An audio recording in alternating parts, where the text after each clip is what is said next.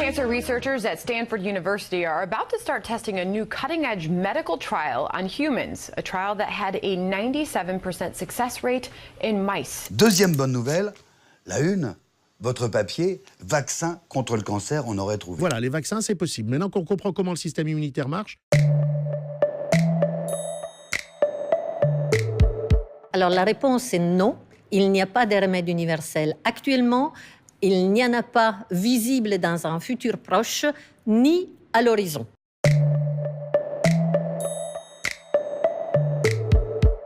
Nous avons 79 organes et plusieurs centaines de types différents de cancers. Donc, c'est un peu comme pour les maladies infectieuses, on n'a pas un seul antibiotique pour toutes les maladies. Pour le cancer, il faudra forcément développer des approches qui sont personnalisées et individuelles.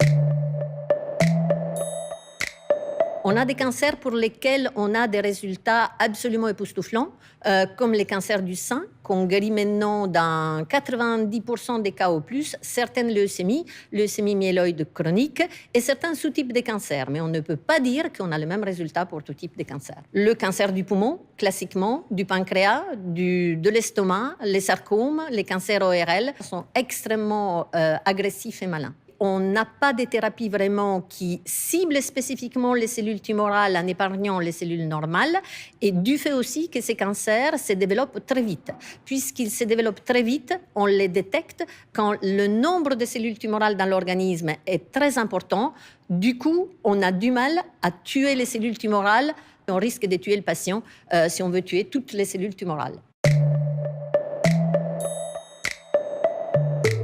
Les laboratoires pharmaceutiques font des énormes bénéfices, surtout sur les thérapies ciblées. Le développement de ces thérapies est extrêmement coûteux. Un médicament sur 1000 arrive en fait en clinique, donc les dépenses sont énormes. Les brevets durent uniquement 20 ans, c'est-à-dire ils brevettent une molécule, ils ne savent pas si la molécule est efficace, ils mettent 10 ans pour prouver qu'elle est efficace, il leur reste une dizaine d'années et il faut qu'ils récupèrent le bénéfice sur tout ce qu'ils ont dépensé avant. Le laboratoire qui va trouver le remède universel, c'est évidemment les jackpots, mais pour l'instant, on ne voit pas trop en fait le mécanisme qui permettrait, avec une seule approche, de guérir tous les cancers.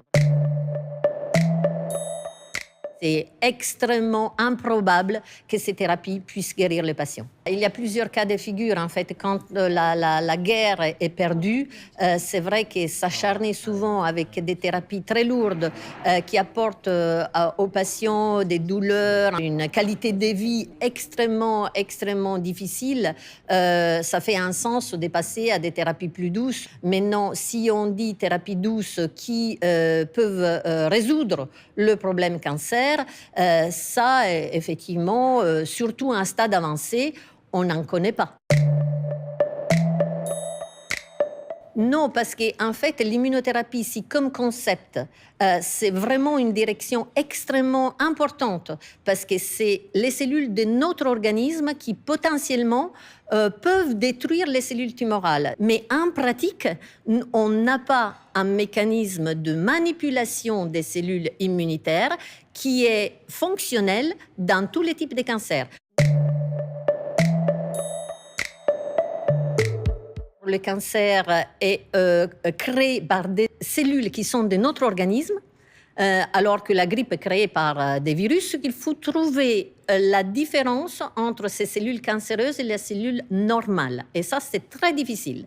La deuxième difficulté, c'est que les cellules cancéreuses, en plus, mutent sous la pression des médicaments. Donc, elles se transforment. Donc, du moment où on trouve un médicament qui les tue, certaines d'entre elles peuvent changer et échapper, survivre et expandre à nouveau le cancer. C'est vraiment un but de la médecine moderne, c'est-à-dire de détecter le cancer au stade le plus précoce possible. Nos armes, les chimiothérapies, l'immunothérapie, la radiothérapie, la chirurgie ont un effet énormément plus important et une capacité vraiment maximale d'éliminer le cancer. Deuxièmement, quand on arrive très très tôt, le système humain lui-même si on corrige les habitudes alimentaires, le style de vie, parce que c'est vraiment une grande arme, le système humain, peut éliminer le cancer quand il est au tout début et que le nombre de cellules tumorales est très très bas.